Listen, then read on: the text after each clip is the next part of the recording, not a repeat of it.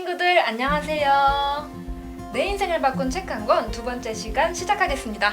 안녕하세요. 저는 2014년부터 K 수업과 함께 해온 카이스트 산업미시스템공학과 박사과정생 나병후입니다.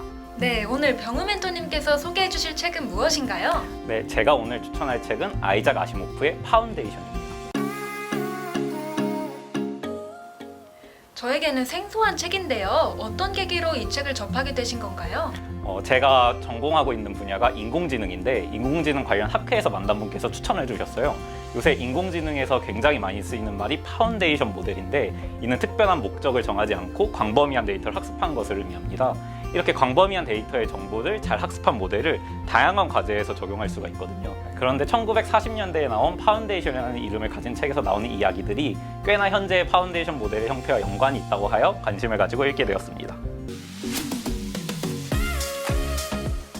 사실 저도 병우 멘토님을 찾아뵙기 전에 궁금해서 미리 찾아봤었는데요. 여러 권으로 이루어진 긴 시리즈로 되어 있는 책이더라고요. 혹시 이 책의 1권 파운데이션을 맛보기로 간략히 줄거리를 소개해 주실 수 있을까요? 은하계를 배경으로 하는 이 책은 심리 역사학이라는 학문이 등장합니다. 수학, 특히 통계가 발전해 오면서 이 시기에는 미래를 예측할 수 있는 학문이 생겨났고 이를 심리 역사학이라고 불렀습니다. 유명한 심리 역사학자였던 해리 셸던은 번성하던 은하 제국이 큰 혼란에 빠질 것이라는 결과를 도출해내었어요. 이 혼란을 막을 수는 없으며 이 혼란을 최소화하기 위해서는 인류의 모든 지식을 집대성한 은하 대백과사전이라는 것을 집필해야 된다고 주장합니다. 이에 대해서 제국은 터미너스라는 외곽 행성으로 사실상 쫓겨내서 은하 대백과사전을 집필할 위한 터를 만드는데요. 이 터가 파운데이션입니다. 하지만 해리 셸던은 이조차도 혼란을 줄이기 위해 설계한 것이었습니다. 해리 셸던은 파운데이션이 생기자마자 죽게 되었고 이 이후 파운데이션에서 다양한 위기들이 등장하는데 이 위기를 극복해 나가는 내용입니다. 한 3가지 정도의 위기가 등장하는데 위기를 극복해가는 방법이 꽤 현실 세계와도 비슷합니다. 병우 멘토님의 줄거리 요약을 들어보니 굉장히 과학적으로 깊이 있고 특히 천문학적으로 심오한 내용을 담고 있는 것 같아요. 그렇다면 이 책이 병우 멘토님의 인생책이 된 이유는 무엇인가요? 저는 어렸을 때부터 영화나 드라마에서는 현실적인 것을 더 좋아하지만 책은 판타지나 소설을 더 좋아했어요. 사실 이 책은 불과 몇 주 전에 읽은 책인데 이번에 책을 소개하게 되기로 해서 제가 인상 깊었던 책이 무엇일까 생각을 하다가 인생에 영원히 기억에 남는 책이 있다기보다는 각 시기마다 인상 깊었던 책이 대부분이더라고요. 그래서 저는 이 지금 현재 제가 가장 인상 깊은 최근에 읽은 책을 이번에 소개하게 되었습니다. 저도 아직 뒷 시리즈를 읽지는 못했는데 앞으로 금방 모두 읽을 예정이에요. 아까 학회에서 만난 분이 추천해주신 책이라고 하니 더더욱 인상 깊으셨을 것 같아요. 맞아요. 요새 파운데이션 모델이 인공지능에서 자주 언급되는데 덕분에 읽으면서 제가 연구하는 내용이나 연구자의 역할에 대해서 고민하게 만들어서 현재 저를 되돌아보게 하는 인상 깊은 책입니다. 그렇다면 이 책에서 병우 멘토님께서 인상 깊으셨던 부분을 몇 가지 소개해 주실 수 있을까요? 첫 부분의 시작이 갓 박사 학위를 받은 가알 도닉이라는 사람이 해리 셸던 연구단에 들어가는 내용인데요. 여기서 해리 셸던이 가알 도닉 앞에서 은하제국의 멸망을 심리 역사학이라는 학문을 기반으로 계산을 해냅니다. 이 계산 과정에서 미분이라는 말도 나오고 확률이라는 말도 나오면서 수학을 전공하고 특히 통계를 좋아했던 저에게는 흥미를 가지지 않을 수 없었던 책의 시작이었습니다. 은하제국의 멸망이라는 사건을 확률적으로 계산해내다니 정말 신기해요. 특히 병우 멘토님께는 인상 깊은 장면이었을 것 같아요.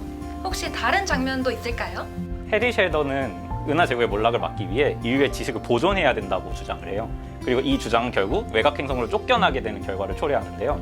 하지만 셸던은 이 역시 계산 안에 있었던 것으로 보입니다. 이렇게 생긴 파운데이션은 본인들이 가진 기록물을 바탕으로 주변 행성들과 균형을 이루며 평화를 유지하기도 하고 이 평화가 무너지는 것을 종교를 만들어서 성지화하여 지켜내기도 하고 이 종교가 또 시들해질 때는 무역을 이용해서 세계를 지배하고 있습니다. 이렇게 각 위기마다 새로운 해결책이 등장하게 되고 이 새로운 해결책은 꽤나 지금 세상과 비슷하다고 느껴지는 것이 인상적이었습니다. 어떻게 그런 해결책을 계속 생각해낼 수 있는지 정말 신기하네요. 이런 해결책은 모두 기록물에서 나왔다고 볼 수 있어요. 앞서 인공지능의 파운데이션 모델도 어찌 보면 같은 맥락이죠. 파운데이션 모델 자체는 엄청난 데이터를 특정한 목적 없이 그냥 학습했다고 볼 수도 있어요. 하지만 이 모델은 다양한 문제를 잘 풀어내고 있어요. 이 책을 읽으면서 흥미로웠던 게 인공지능의 파운데이션 모델의 유행 동안 이미 예견되어 있던 거 아닐까라는 생각이 들더라고요. 네, 마지막으로 K수업 친구들에게 한마디 부탁드립니다. 6다리만 건너면 세상의 모든 사람들이 아는 사람이 된다는 유명한 속담이 있어요. 즉, 전혀 연관이 없는 사람일지라도, 전혀 연관이 없어 보이는 일일지라도 세상의 모든 일들은 결국엔 연관되어 있을지도 모른다는 거죠. 지금 여러분이 보는 저의 파운데이션 책 이야기를 들은 것처럼 말이죠. 여러분이 하는 행동 하나하나는 결국에 여러분들에게 영향을 줄 거예요. 그것이 눈에 당장 보이는 직접적인 결과일 수도 있고, 어쩌면 영영 보이지 못하는 거일 수도 있어요. 하지만 결국 여러분이 이루고 싶은 방향을 따라가다 보면 누구든 언젠가는 여러분을 알아봐 줄 거예요. 힘든 일도 있겠지만 본인의 목표를 향해 본인의 페이스에 맞게 행복하게 달려나갔으면 좋겠습니다. 나의 목표를 향해 나의 페이스에 맞게 노력해 나가다 보면 언젠간 결실을 맺게 된다는 좋은 말씀 정말 감사합니다. 오늘 병우 멘토님 수고 많으셨습니다. 파운데이션을 읽고 성의 있는 독서 감상문 제출에 많은 참여 부탁드립니다. 안녕.